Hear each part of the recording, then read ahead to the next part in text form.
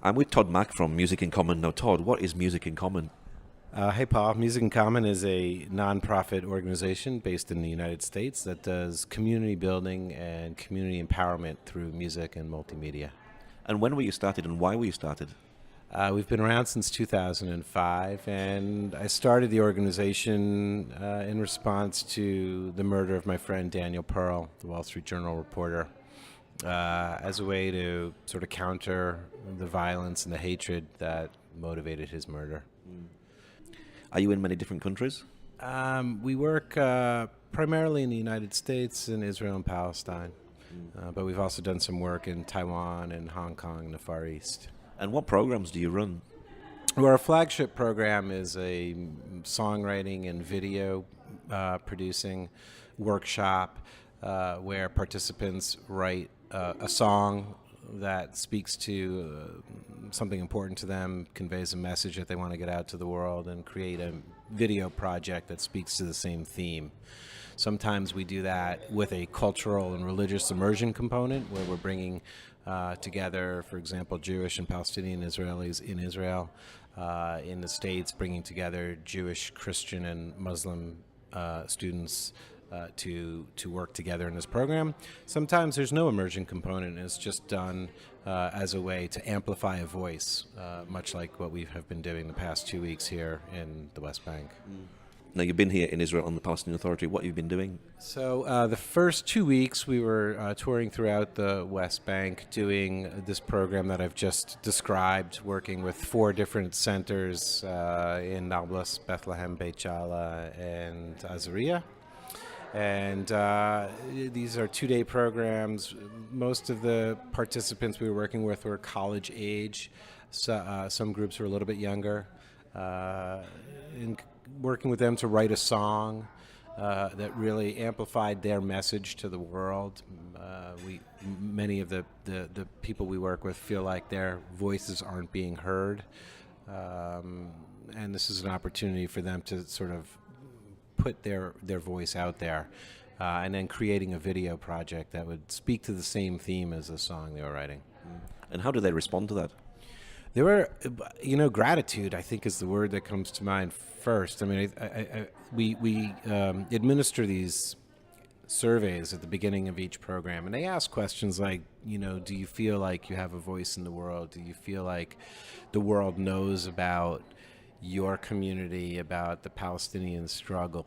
And across the board, the answers were no, that they just felt like they weren't being heard, that they didn't have a voice. And then we asked them, well, what do they want the world to know about them? So I think that gratitude was really a huge part of it, that gratitude for this opportunity. And across the board, each of the groups that we worked with took their job at hand very seriously. Like they recognized that this was an opportunity to say something that hasn't been said. After meeting them, did you realize there was a lot of hopelessness underneath the situation, the sort of the problems that they face? There's certainly there's certainly not a lot of hope, but I don't want to say hopelessness, because I think that there's still a shred of hope within the hearts and the minds of each of the people that we worked with. They wouldn't have bothered with this program if they didn't have a little hope left. The question is, what can you do to ignite that little flickering flame into something bigger and brighter? And hopefully programs like this empower them to hold on and nurture the little bit of hope they have left. Do you actually bring Palestinians and Israelis together? We have in the past. We didn't on this trip, and it's something that we are very interested in doing again when the situation is right, and that is respecting both Israelis and Palestinians' comfort level with engaging with one another, finding groups that want to engage with one another. We don't want it to be a forced thing. But I would love to do that. I see it maybe happening at the university level, as we're starting to work with more universities both in Israel and in the West Bank, that maybe there could be some potential for collaboration there. And how do they respond when they come together? Are there certain things you've got to avoid and be very wise about, or do they just respond together well? Well, when we're working in Israel, for example, with Jewish and Arab students, yeah, it's, the students by and large go to separate schools in Israel. They live very close to one another, but sort of these parallel lives. They don't have a lot of opportunity to really interact with one another. But again, they're there because at a minimum they have a curiosity, if not that they want to be there. But yeah, there is certainly, and I don't know really how to articulate or describe it, but there is definitely a methodology for bringing them together. But also, a big part of what we do is very open and direct dialogue. Otherwise, you end up with a song that doesn't really have a lot of substance. So, in order to get something of meaning in a song or video project, you have to have some very frank conversations. And it's amazing how willing they are to engage and how open they are. I mean, we've been doing this for 6 years in the region now, and we've done dozens of them, and we've never had one that failed where they just wouldn't engage. But they show up, and we got one school over there, the Jewish school's on the left, and the Arab or the Bedouin school's on the right, and it takes a little bit of ice breaking to get them comfortable with one another, but they get there. Do you pick up a sense of hatred, or is it just frustration? Definitely not hatred. A little bit of frustration. I think frustration, if anything, more towards the older generations than the other community. And even the frustration, I think, is overshadowed by a sense of hope and optimism, especially in Israel, where I do think that there is more hope and more optimism between the two groups than maybe there is in the West Bank among Palestinians right now. And has music been building a bridge of peace?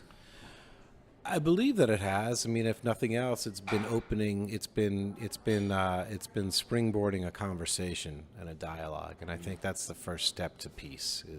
Is acknowledgement of each other's narrative, each other's story, each other's viewpoints, each other's feelings, and then a dialogue about that and respect. What do you want to see for the future? Well, I'd love to see, I would love to just see people get along. It's as simple as that sounds. But as an outsider looking in, we've been working pretty extensively throughout the region for about 7 years now. And then as an outsider looking in, we live here for a few weeks at a time, and then we go back to the United States.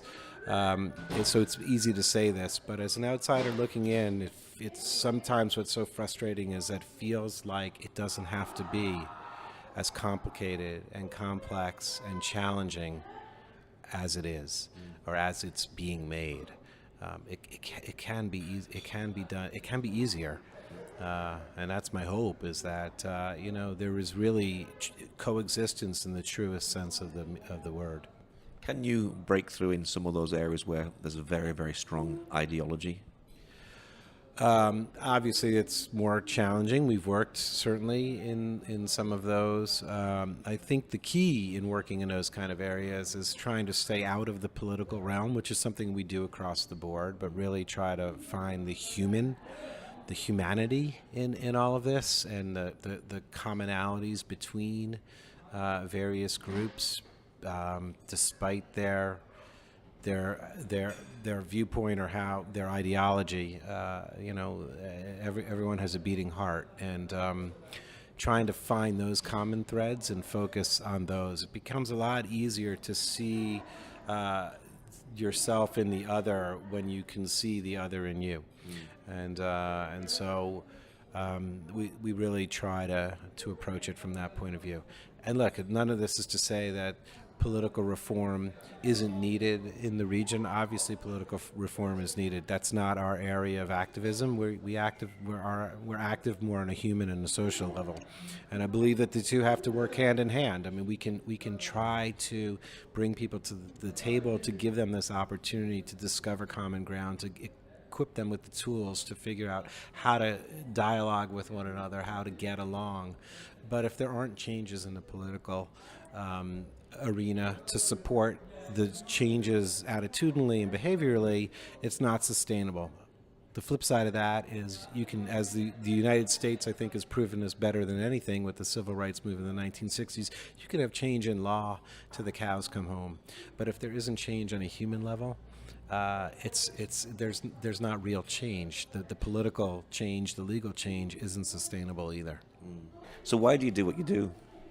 Why do I do what I do? I don't know. I guess part of it is just who I am, but certainly part of it is I think the murder of my friend Danny was sort of my life's call to action, looking at his murder, why he was murdered, and trying to address those things, arguably murdered because he was a Jew, murdered because he was an American, murdered because he was a journalist trying to tell the truth, seek the truth and tell it.